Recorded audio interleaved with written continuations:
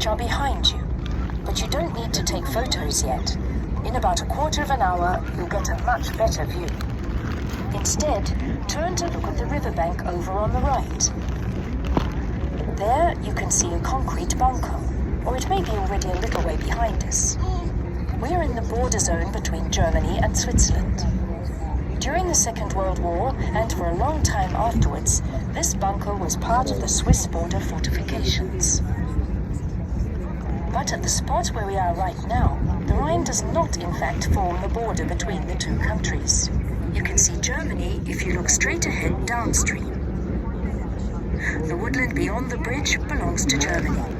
But here, the right bank belongs to the canton of Schaffhausen, which is part of Switzerland. The way the border runs along the Rhine isn't always very logical, as we'll see again presently.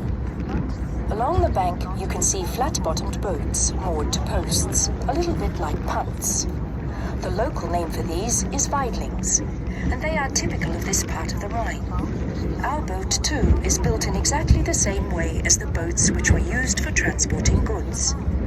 Boatmen would row such boats, fully laden, from the harbour that we have just left, down the Rhine to Basel. But then, how did the Weidlings get back upstream from Basel, you may be wondering?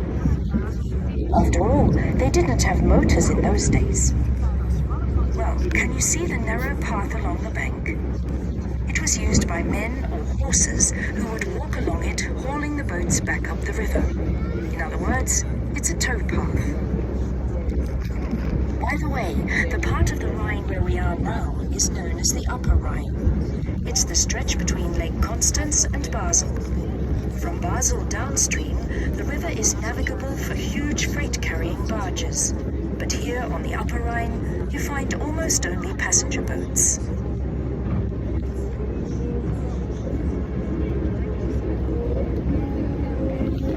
Live, Sienna.